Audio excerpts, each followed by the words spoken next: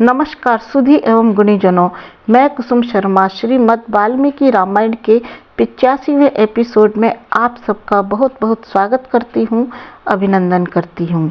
साथियों, एपिसोड में प्रवेश करने से पहले हम जानते हैं जापान वासियों के हृदय में भारतीय संस्कृति किस प्रकार रग रग से बसी हुई है और किस प्रकार से उन्होंने अपने देश की रक्षा चंगेज खां से की, सिर्फ भारतीय संस्कृति के माध्यम से।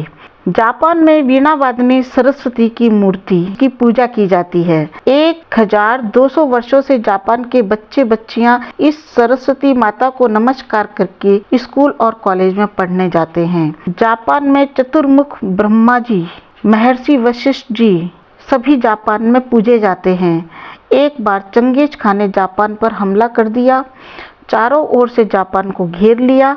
जापान के लोगों ने सोचा अब क्या करें, उनको कोई उपाय नहीं सूझ रहा था। फिर वे शंकर भगवान की उपासना करते हैं। शंकर भगवान ही हमारी रक्षा कर सकते हैं। शिव मंदिरों में जाकर उन्होंने सामूहिक रूप से शिव की स्तुतियां करनी शुरू की। शिव के स्तोत्र गाए, प्रार्थना के स्वरों से उनके मन को बल मिला और इसी बल से, इन्हीं स्वरों से चंगेज खां का मन बदल गया। चंगेज खां ने अपनी सेनाओं को कह दिया, चलो लंगर उठाओ और इंडोनेशिया की ओर बढ़ जाओ, जापान को छोड़ दो। जापान इस प्रकार साथियों बच गया। जापान ने शिव को अपना राष्ट्रीय देवता माना।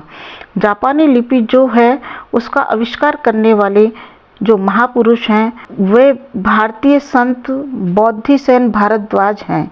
जापान की लिपि जो ऊपर से नीचे लिखी जाती है उसके आविष्कारक हैं भारतीय संत जो 7वीं शताब्दी में वहां गए थे। उनका चित्र अभी भी बोस्टन में लगा हुआ है, जैसे हमारे घरों में गणेश जी का चित्र लगा रहता है। साथियों, अपने एपिसोड 85वें पर हम आते हैं। हनुमान जी अशोक वृक्ष से उन पत्तों में चिपकर सीता जी की प्रतीक्षा सी करने लगे। वह अशोक वाटिका स्वर्ग के उद्यान नंदनवन के समान आनंददायक थी, कुबेर के चैत्ररथ वन के समान विचित्र थी। उन दोनों से बढ़कर भी की शोभा थी। कलरव करने वाले पक्षी, मनोरम गंध वाले वृक्ष, मृग और सारस आदि से अशोक वाटिका बड़ी सुंदर दिखती थी। अशोक वाटिका का निरीक्षण करते हुए हनुमान जी की दृष्टि चैत्य प्रसाद मंदिर पर गई, जो कि वहां से कुछ दूर वाटिका में ही स्थित था। जब उन्होंने सूक्ष्मता से उसे देखा, गौर से देखा, तो उस चैत्य प्रसाद मंदिर में एक सुंदरी को मलिन वस्त्रों में देखा। उसे राक्षसियों ने घेर रखा था। उपवास के कारण वह सुंदरी शुक्ल पक्ष की द्वितीया की कला के समान निर्मल और कृष्ण दिखाई देती थी। उसका सौंदर्य धुएं से ढकी हुई अग्नि के समान दीप्त हो रहा था। उसका मुख अश्रु धाराओं से भरा हुआ था। तब उस सुंदरी की दीनहीन दशा को देखकर हनुमान जी ने विचार किया, हो ना हो यही साध्वी सीता जी हैं।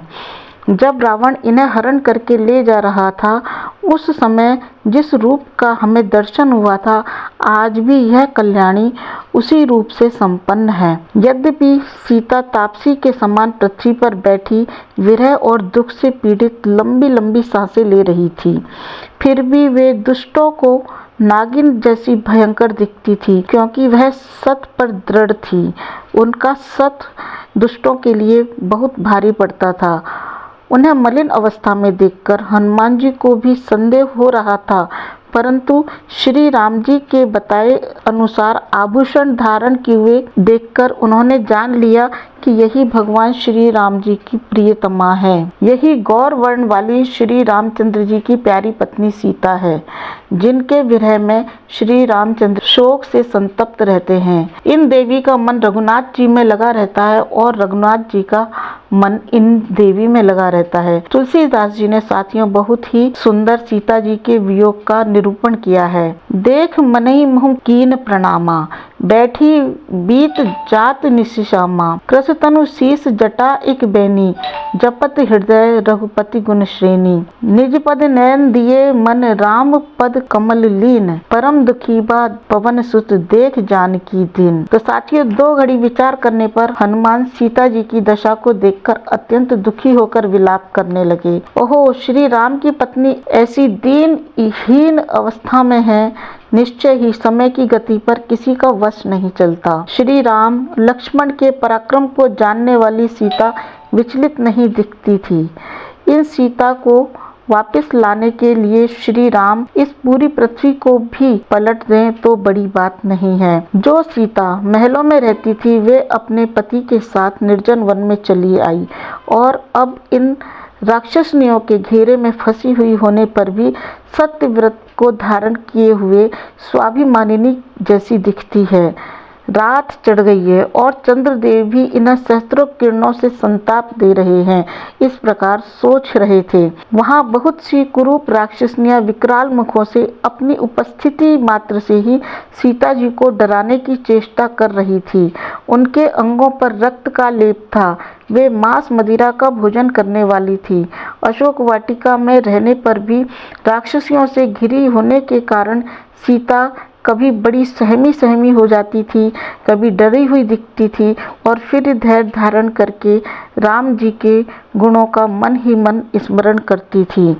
हनुमान जी उन्हें देखकर बहुत दुखी हुए, परंतु उनके दर्शन करने से और उससे जो उन्हें तृप्ति हुई, आनंद मग्न हो गए। साथियों, श्रीमद् वाल्मीकि रामायण का यह एपिसोड मैं यहाँ समाप्त करती हूँ, अपनी वाणी को विराम देती हूँ। आप मेरे साथ बने रहे इसके लिए आपका बहुत बहुत धन्यवाद। जय श्री राम, जय भारत, जय भारत।